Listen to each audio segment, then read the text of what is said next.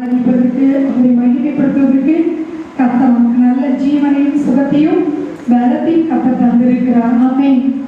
அந்த நாளில் நாம் தியானத்துக்காக எடுத்துக்கொண்ட வேத பகுதி சங்கீதம் 30:5 வாசிப்போம். சங்கீதம் 30:5.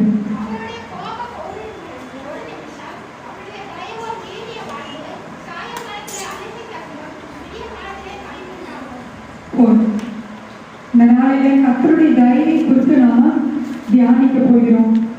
சாயங்காலத்தில் அழகில் தருவ விடியற் காலத்திலே கழிப்பு உண்டாகும். அவருடைய கோபம் ஒரு நிமிஷம், அவருடைய தயவோ நீடிய வாழ்வு என்று சொல்லப்பட்டிருக்கிறது.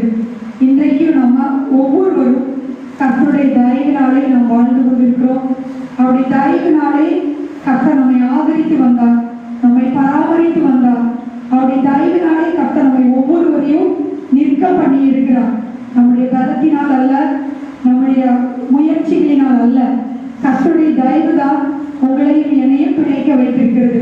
உபாகமம் 7:9 வாசிக்கிறோம். அவரிடத்தில் அன்பு கூர்ந்து அவருடைய கற்பனைகளை கை கொள்கிறவர்களுக்கு 1000 தலைமுறை மட்டும் அவர் தயவை காக்கிற தேவனாய் இருக்கிறார். அல்லேலூயா. அவர் நமக்கு தயவை ஆண்டவர் வைத்திருக்கிறார். 1000 தலைமுறை மட்டும் ஆண்டவர் நமக்கு தயவை காக்கிற தேவனாய் இருக்கிறார். யாரெல்லாம் கர்த்தரை நேசிக்கிறோமோ, யாரெல்லாம் கர்த்தரிடத்தில் அன்பு கூர்ந்து அன்போடு அவருடைய கட்டளைகளை நாம் கை கொள்கிறோமோ, ஆண்டோடைய இரக்கம் நம்ம மேல் இருக்கிறது, அவருடைய தயவு நம்ம மேல் இருக்கிறது. அவருடைய தயவு என்பது அவருடைய அன்பு, அவருடைய இரக்கம், அவருடைய கிருபை எல்லாம் நிறைந்ததாய் இருக்கிறது. உபாகமம் 33:23 நாம் வாசிக்கும் போது நப்தலியை குறித்து நாம் பார்க்கிறோம். உபாகமம் 33:23 நாம் எடுத்து வாசிக்கலாம். 23.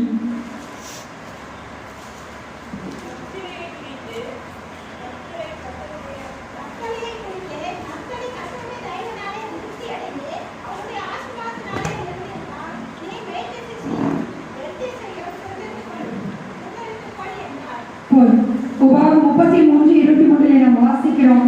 மோசே என்பவர் ஒவ்வொருவருக்கும் ஆசீர்வாதமான வார்த்தைகளை கூறுகிறார். அதில் நப்தலியை குறித்து சொல்லும் போது, நப்தலி கர்த்தருடைய தயவினாலே திருப்தி அடைந்து அவருடைய ஆசீர்வாதத்தினால் நிறைந்திருப்பான். ஆமென். இன்றைக்கு நம்ம வாழ்க்கையும் கூட அப்படிதான். ஆண்டவருடைய தயவினாலே கர்த்தர் நம்மை திருப்தியாய் நடத்தி வந்திருக்கிறார். மகா வறட்சியான காலத்திலும் கூட கர்த்தர் நம்மை கைவிடாதபடிக்கு கர்த்தர் நம்மோடு கூட இருந்து நம்மையும் நம்முடைய குடும்பத்தையும் நம்முடைய பிள்ளைகளையும் ஆண்டவர் திருப்தியாய் போஷித்து நம்மை திருப்தியாய் நடத்தி வந்திருக்கிறார். அவர் அளிக்கிற நன்மையினாலே கர்த்தர் நம்மை திருப்தியாய் வைத்திருக்கிறார். அவருடைய ஆசீர்வாதத்தினாலே கர்த்தர் நம்மையும் நம்முடைய பிள்ளைகளையும் நிரப்பி இருக்கிறார். அல்லேலூயா. வானத்தையும் பூமியும் படைத்த கர்த்தராலே நாம் எப்படிப்பட்டவர்களாய் இருக்கிறோம்? ஆசீர்வதிக்கப்பட்டவர்களாய் இருக்கிறோம். அவருடைய தயவினாலே நாம் ஆசீர்வாதத்தை பெற்றுக் கொண்டிருக்கிறோம். நாம் எவ்வளவு சம்பாதித்தாலும் அந்த வாழ்க்கையிலே கிடைக்காத ஒரு திருப்தி கர்த்தருடைய தயவினாலே கர்த்தர் நமக்கு கொடுத்திருக்கிறார். அல்லேலூயா. நாம் வேதத்திலே பார்க்கும் பொழுது யாருக்கெல்லாம் கர்த்தர் தயவாக இருக்கிறார் தெரியுங்களா? நம்ம தயவாக இருக்கும்போது கர்த்தரும் நமக்கு தயவாக இருக்கிறாராம். சங்கீதம் 18:25 வாசிக்கிறோம். அவர் தயவுள்ளவனுக்கு தயவுள்ளவராக தோன்றுகிறார், உத்தமனுக்கு உத்தமராக இருக்கிறார், புனிதருக்கு புனிதராக இருக்கிறார், மாறுபடுகிறவர்களுக்கு அவர் மாறுபடுகிறவராக தோன்றுகிறார். கர்த்தருடைய தயவை நாம் பெற்றுக்கொள்ள வேண்டும். இன்றைக்கு நாம் ஒவ்வொருவருக்கும் கர்த்தருடைய தயவு தேவையாக இருக்கிறது. மனுஷருடைய தயவு நமக்கு தேவையாக இருக்கிறது. நாம் முதலாவது கர்த்தருடைய தயவுகளில் இருக்கும்போது மனுஷருடைய தயவு நமக்கு தானாக வரும். அல்லேலூயா. 2 கொரிந்தியர் 1:11 வாசிக்கிறோம். பவுல் அப்போஸ்தலன் சொல்லும் போது 2 கொரிந்தியர் 1:11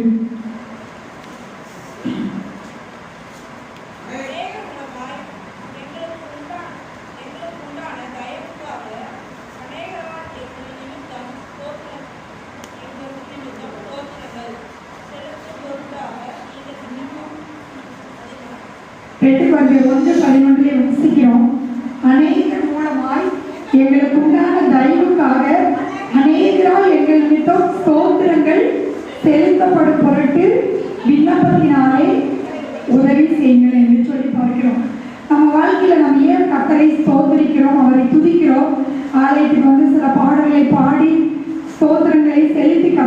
ஏன் ஆராதிக்கிறோம், ஏன் கர்த்தரை மகிமைப்படுத்துகிறோம் என்றால் கர்த்தருடைய தயவை பெற்றுக் கொள்கிறோம். அல்லேலூயா. நம்முடைய வீட்டிலோ ஆலயத்திலோ வந்து நாம் பாடலை பாடி கர்த்தரை துதிக்கும் பொழுது, அநேகருக்காக நாம் ஸ்தோத்திரங்களை செலுத்தும் போது எல்லார் மேலும் கர்த்தருடைய தயவு இறங்குகிறது. நீங்க காலை வேளையில எழுந்த உடனே கர்த்தரை துதித்து பாருங்க. நீங்க உங்க குடும்பத்தில் உள்ளவர்களுக்காக, சொந்த பந்தங்களுக்காக, நமக்கு தெரிந்த எல்லாருக்காகவும் கர்த்தருக்கு நாம் ஸ்தோத்திரங்களை அவர்கள் பெயரை சொல்லி நாம் செலுத்தும் போது கர்த்தருடைய தயவு அந்த குடும்பத்தின் மேல் இறங்கி வருகிறது. நம்முடைய குடும்பத்தின் மேல கர்த்தருடைய தயவு இறங்கி வருகிறது. பவுல் அப்போஸ்தலன் சொல்லுகிறார், அநேகர் மூலமாய் எங்களுக்கு உண்டான தயவுக்காக அநேகரால் எங்கள் நிமித்தம் ஸ்தோத்திரங்கள் செலுத்தப்படுகிறது என்று சொல்லி, நீங்க கர்த்தரை ஸ்தோத்திரிக்கும் பொழுது தேவனுடைய தயவு நமக்கு கடந்து வருகிறது. அந்த தயவு நமக்கு நீடிய வாழ்க்கைக்குள்ளே நம்மை வழி நடத்தும். கர்த்தர் நம்மை பூர்ண ஆயுசு நாட்களாலே நம்மை திருப்தி ஆக்குற தேவனாய் இருக்கிறார்.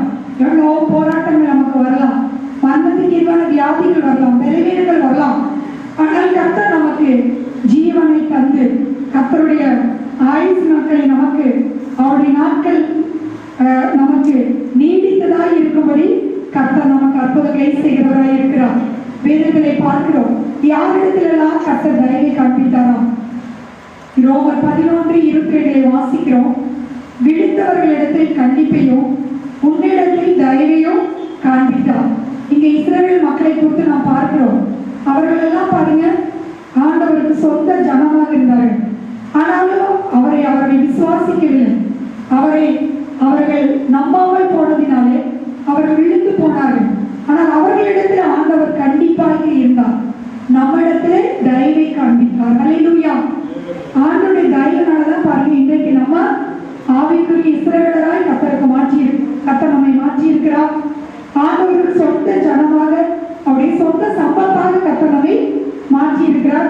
ஆண்டவர் சொல்லுகிறார், நீங்களே எனக்கு சொந்த ஜனமாக இருக்கிறீர்கள், நீங்களே என்னுடைய சம்பத்தாக, என்னுடைய சொத்தாக இருக்கிறீர்கள் என்று ஆண்டவர் நம்மை பார்த்து சொல்லுகிறார்.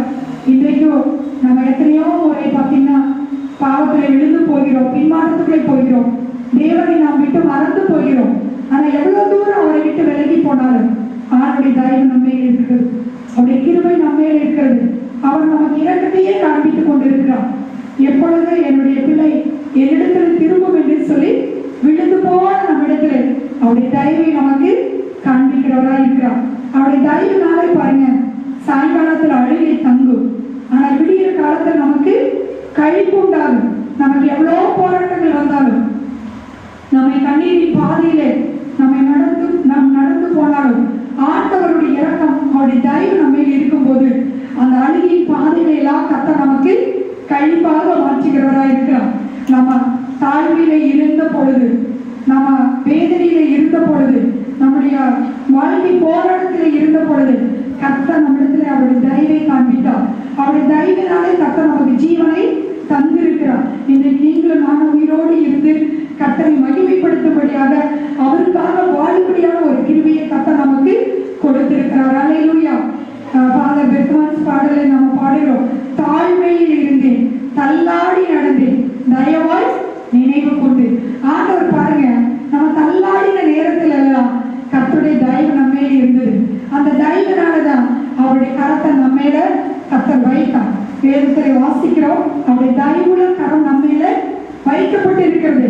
அந்த தயவுள்ள கரம் நம்மேல இருக்கிறதுனால கர்த்தர் நம்ம எல்லா தீமைக்கு விலக்கி பாதுகாத்து இருக்கிறார். தாழ்மையில் இருந்தே தள்ளாடி நடந்தே தயவாய்